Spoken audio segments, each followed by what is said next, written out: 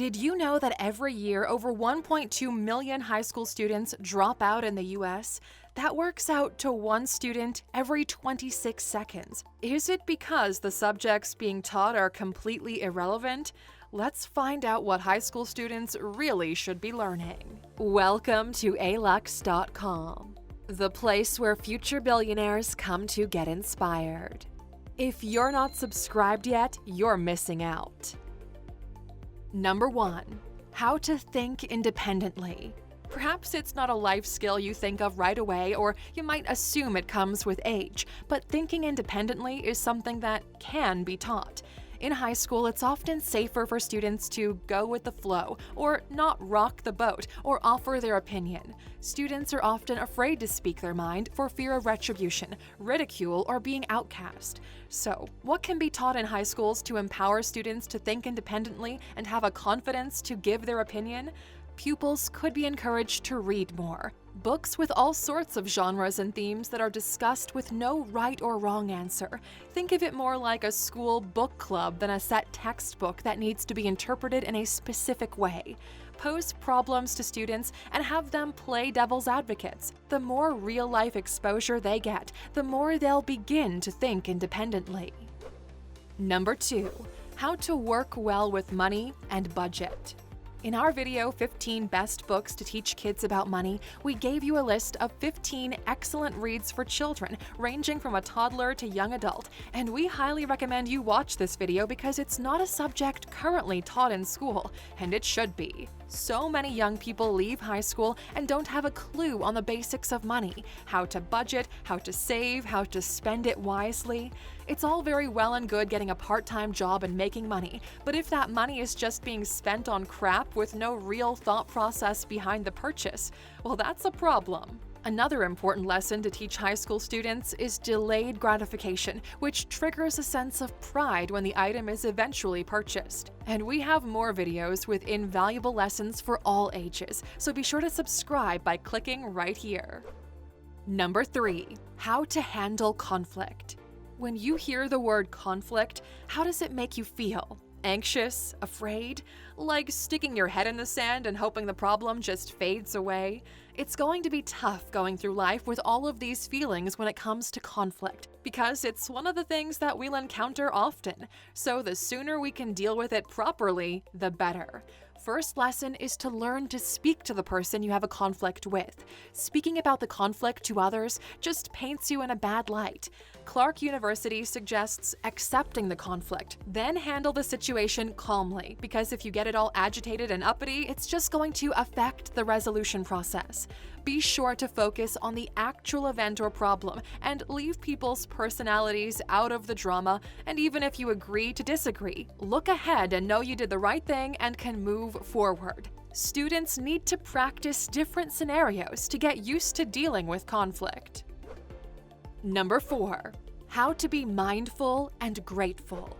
Aluxers, if you think back to school and the petty fights and the bitchiness that often cropped up, do you think that having a half an hour a day to be mindful might have diffused a lot of that negativity? We believe so. HuffPost published an article about the benefits of teaching mindfulness in schools, written by Becca Wertheim.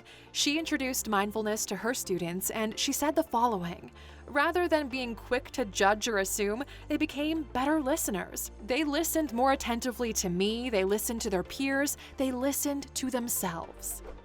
Number 5. How to take care of mental health.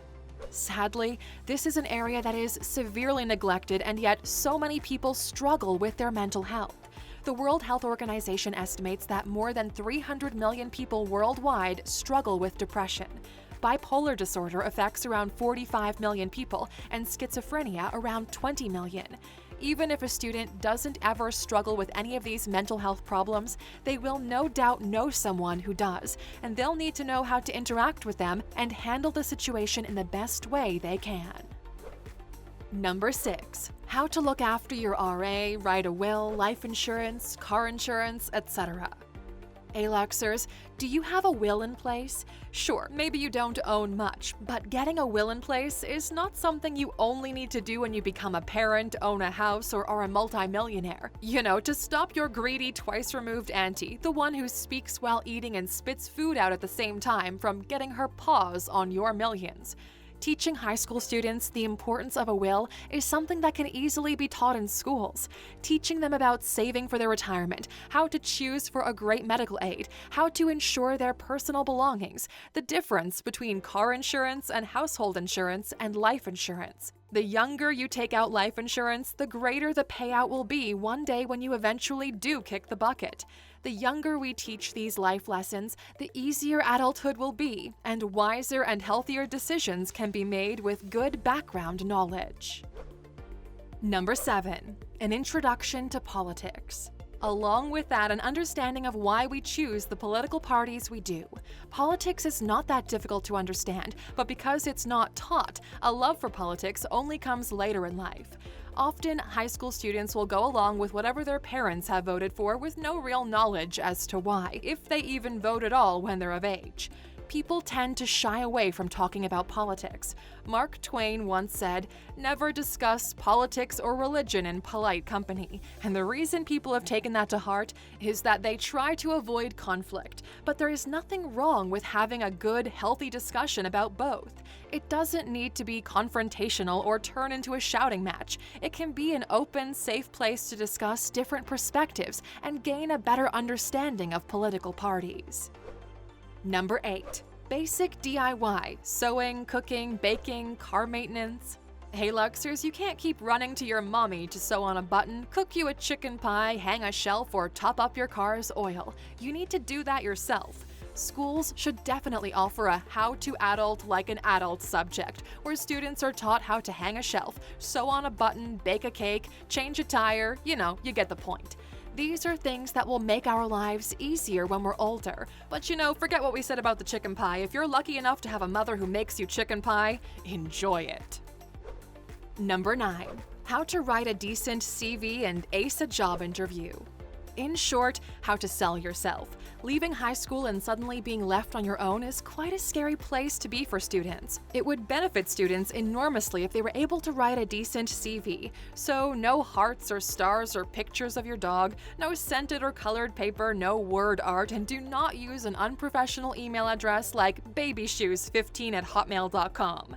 When it comes to job interviews, practice makes perfect. Students would benefit enormously from doing mock job interviews, where every single possible question and then some is brought forward.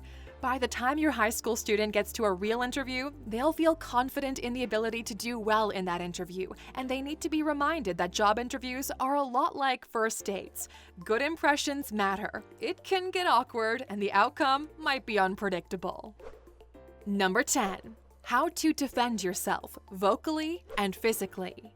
Aluxers, bullies will be around even during adulthood, and they come in all shapes and sizes, from your next-door neighbor's kid to your colleague at work to someone trying to physically harm you. Taking a self-defense course and practicing the skills learned in that course are integral. Being able to defend yourself physically against attackers could potentially save your life. It's terrible to say these things, but unfortunately, it's the reality we live in. The same goes for verbal abuse. So often, people don't even realize they've been verbally abused. Gaslighting, name-calling, condescension, manipulation, and criticism, just to name a few ways people are verbally abused. If students can be aware of this kind of abuse early on, it'll provide them with enough time and space to reevaluate their situation and either seek help or leave. Number 11. How to be a decent and contributing member of society. The wife of Martin Luther King Jr., Coretta Scott King, once said, "The greatness of a community is most accurately measured by the compassionate actions of its members." Being a good member of the community doesn't just mean you need to show compassion for your fellow man, although that's definitely important. It also means respecting the law. How often do you catch people running a stop sign, speaking on their mobile phones while driving, texting and driving, or what about walking past a piece of trash on the ground?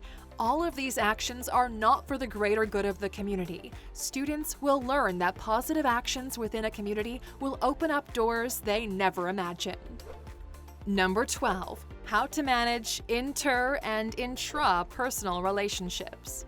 Aluxers, the difference between inter- and intrapersonal relationships is the interpersonal relationship is between two people, and intrapersonal relationship is between me, myself, and I. Most adults don't even know the basics of intrapersonal relationships, so if young people can learn this from an early age, we would hopefully have well-adjusted adults making well-adjusted decisions in our future. When people learn the basics of inter- and intrapersonal relationships, relationships flourish, people communicate better with each other, self-esteem is higher, and decisions are made for the benefit of everyone. Number 13. How to live sustainably. There's currently a wonderful initiative through the Oklahoma Department of Agriculture, Food and Forestry's Farm School Program, where they're accepting applications for school garden kits on behalf of the USDA's Specialty Crop Block Grant. According to a recent article published in the Daily Artemirite, the primary aim of these school gardens is to not only promote healthy eating habits, but also educate students on where their food comes from and how to produce that food themselves.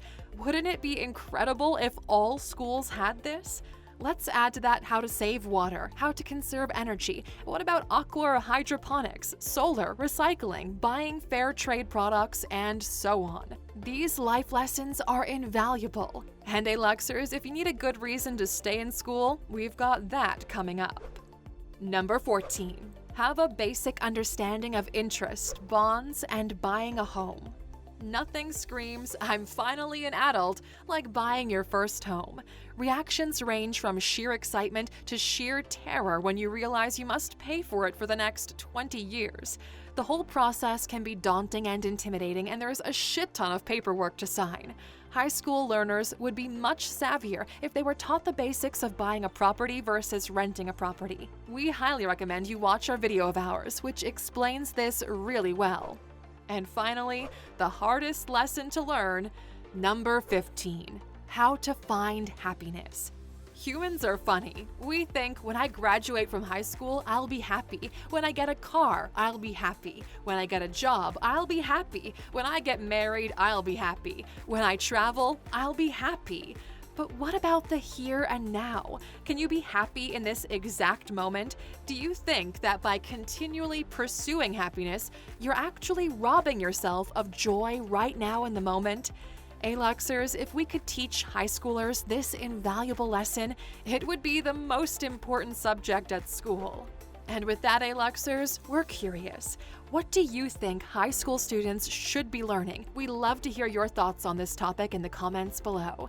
And of course, you stuck with us until the end, we're giving you that bonus. According to the WHO, if you drop out of high school, you'll earn $200,000 less than someone who did graduate from high school over a lifetime. That is a huge chunk of money. So even if you still have to sit through all the lessons you feel are useless, boring, or inconsequential, suck it up and stick it out. Accept that it's nothing like High School Musical and give it horns. And when you start drifting off, remember that $200,000 difference. Thanks for watching, Aluxers. We always love your likes, subscriptions, and feedback. We'll chat with you again tomorrow. See you then.